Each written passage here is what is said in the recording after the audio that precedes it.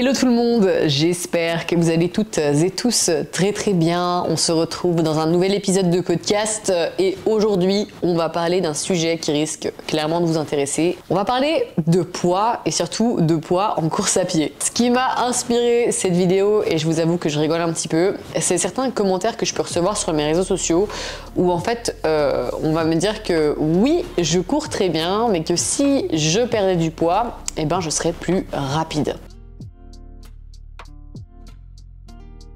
C'est certain que si j'étais peut-être un peu plus légère, un peu moins musclée, j'arriverais à peut-être courir plus vite, certes.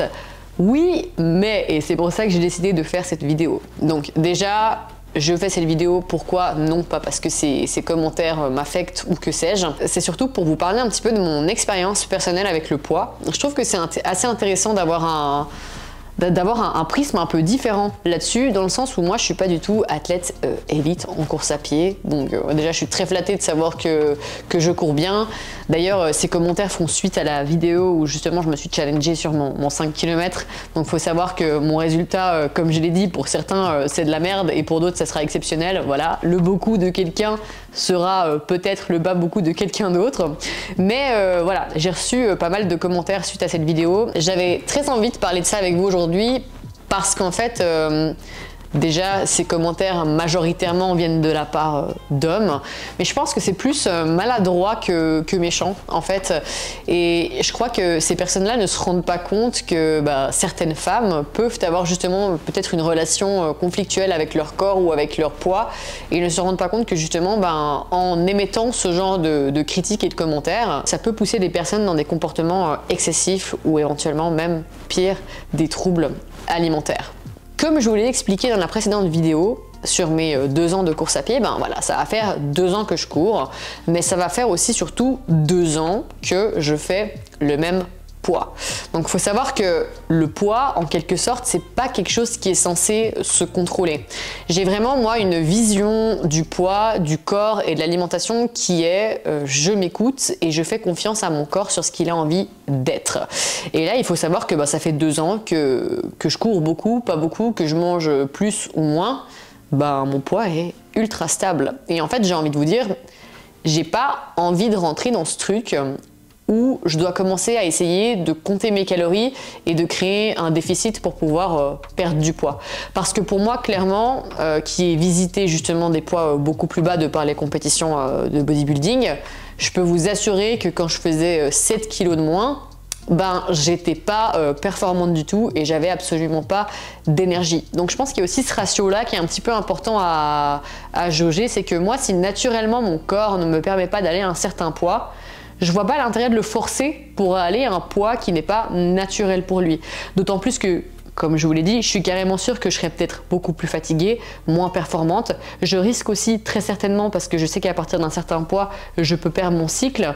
Et pour moi, le cycle menstruel, le fait d'avoir des règles qui sont régulières, c'est aussi un signe de bonne santé. Et je vous avoue que ça, c'est quelque chose qui est important pour moi. Et il y a vraiment ce truc aussi où je me dis, imaginez si moi je me prends des commentaires comme ceci, alors sans prétention aucune, mais je ne suis pas du tout en surpoids et personnellement je me trouve très bien et je suis contente aujourd'hui d'avoir cette appréciation là de mon corps, mais je me dis, imaginez si moi je me prends ce genre de commentaires, une débutante ou un débutant, parce que ça peut aussi toucher des hommes, qui se prend ce genre de remarques et qui n'a peut-être potentiellement pas confiance en elle, en lui ou en ses capacités, ça peut faire des sacrés dégâts. Et moi, ce qui me pose problème avec ce genre de raisonnement, c'est une question de légitimité. Ça veut dire que si je ne suis pas mince, si je ne suis pas rachitique, si je ne suis pas dessinée, si je suis trop lourde, si je suis pas dans ces standards-là, en fait je suis pas légitime à aller courir ou même pourquoi pas à performer un jour, alors que je peux vous assurer que moi qui ai fait plusieurs courses de trail, quand vous allez sur ce genre de course là, il y a vraiment plein de styles, de gabarits différents, et pareil pour le triathlon. Je suis d'accord que ce qu'on voit sur Instagram, c'est souvent l'élite et ce qu'on voit, c'est souvent des corps d'athlètes professionnels. Mais il ne faut pas oublier que c'est un faible pourcentage de personnes et qu'il ne faut pas prendre pour vérité absolue, vérité avérée tout ce que l'on voit. Et je peux vous assurer qu'il y a énormément de coureurs qui ont des physiques lambda et pour qui ça n'empêche pas d'avoir de très très bons chronos. Et encore une fois, comme je vous le dis souvent, c'est important de courir pour vous.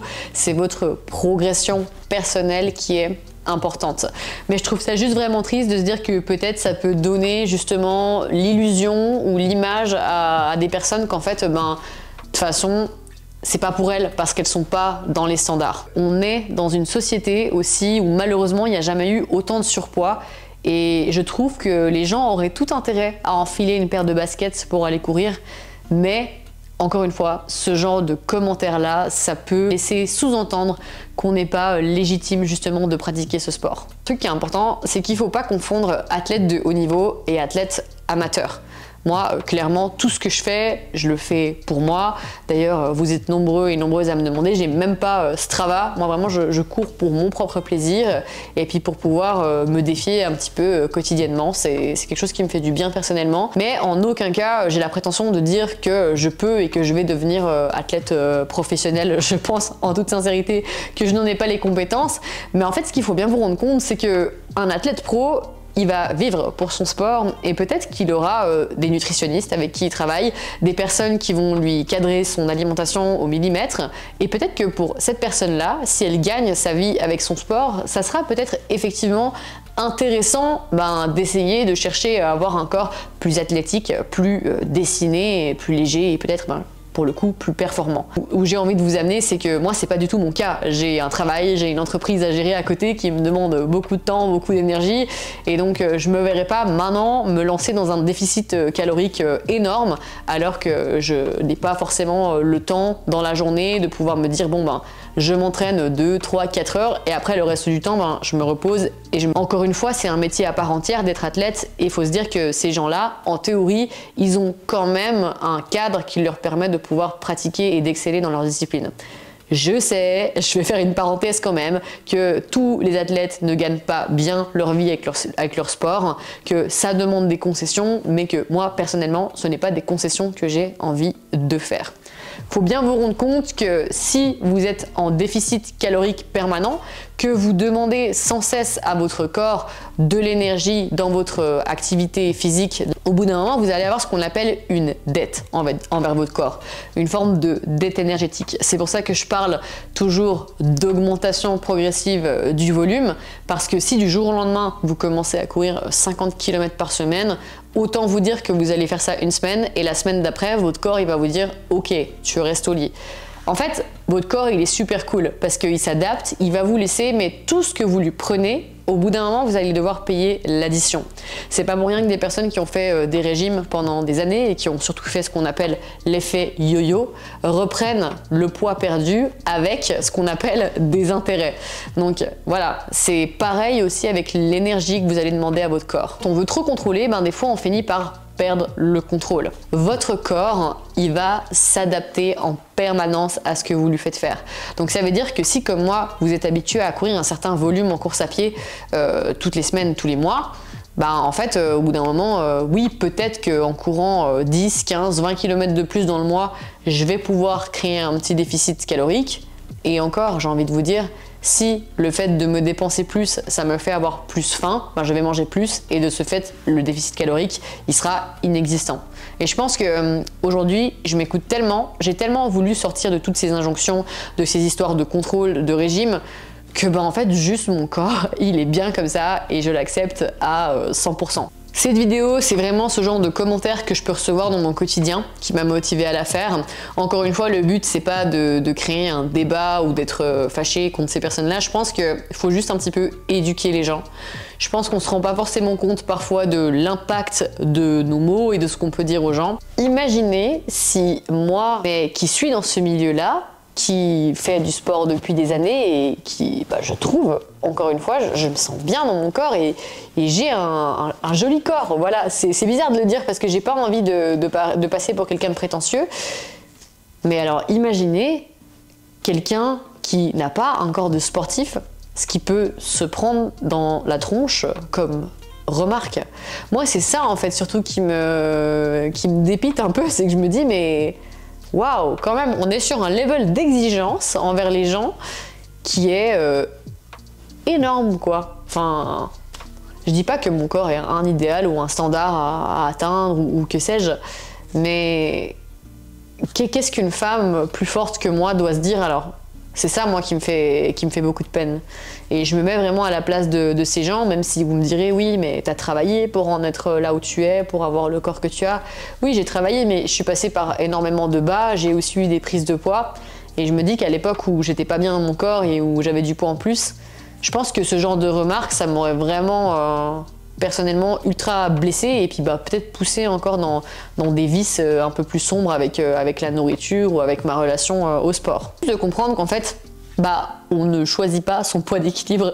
C'est comme sa couleur d'œil, on peut pas choisir sa couleur d'œil, on peut pas choisir ses origines. Hein. Je peux pas devenir africaine demain, ou espagnole, ou brésilienne, ou que sais-je. Hein. Je suis comme je suis, et je pars du principe que c'est pareil avec mon poids.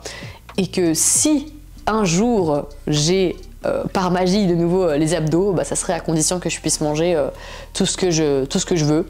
Mais croyez-moi, le jeu, il en vaut clairement pas la chandelle.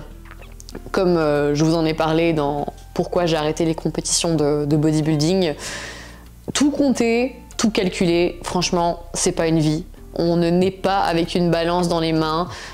C'est horrible, c'est terrible de vivre comme ça et de se dire ah je pars en vacances mais je prends ma balance de cuisine avec, et puis du coup je vais m'autoriser un seul restaurant, et puis je vais manger comme ci, et puis je vais manger comme ça, et surtout pas trop de glucides ou que sais-je. Comme je vous l'ai dit, et c'est ce que j'aime bien faire avec mes vidéos, c'est qu'il y a un petit peu une continuité. Moi, ce que j'aime dans le sport, c'est que ça m'apporte une forme déjà de liberté émotionnelle. C'est une manière pour moi de gérer mes émotions, mais c'est aussi une manière pour moi de me sentir libre dans mon alimentation, parce que pour moi, je récompense mon corps aussi au travers de la nourriture. Je vous l'avais déjà sorti cet exemple, mais je vais avoir 100 fois plus de plaisir à dégommer 1-2 pizzas, même s'il le faut, après un tour en vélo, plutôt que d'être toute la journée à me morfondre sur mon canapé et de manger une pizza. Pour moi, ça ne résonnera pas pareil.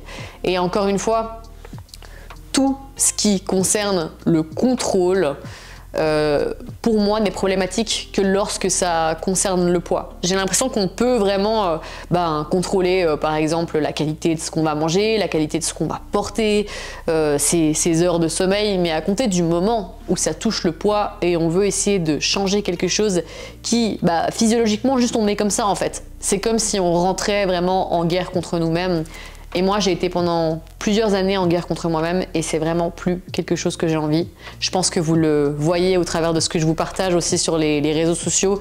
C'est vraiment ma ligne directrice, mon mindset de base, et ça me tient vraiment à cœur de le respecter et de vraiment en accord avec ce que je dis et avec ce que je fais. D'ailleurs, vous êtes nombreux et nombreuses à me réclamer une journée dans mon assiette sur YouTube. Je vais prendre le temps de faire cette vidéo. Je vous avoue que c'est un concept qui prend un petit peu de temps parce que j'aime quand même bien filmer des beaux plans, donc le fait de cuisiner, de prendre des plans différents, de vous parler en même temps, c'est quand même de l'organisation, mais je vais essayer de vous faire ça prochainement. Et je pense même que j'ai envie de vous faire une journée dans mon assiette pas comme les autres. Parce que oui, il y a des jours où je vais pas manger beaucoup de protéines, il y a des jours où je vais manger beaucoup de sucre, il y a des jours où je vais manger plus de féculents ou que sais-je, les histoires qu'on se raconte. Et en fait, tout va merveilleusement bien, et j'ai envie de vous montrer que on peut avoir cette liberté-là dans l'assiette sans se prendre la tête, et surtout avoir des résultats physiques et sportifs. Hein. Encore une fois, le but de cette vidéo, c'est pas du tout de devenir sportif pro ou que sais-je.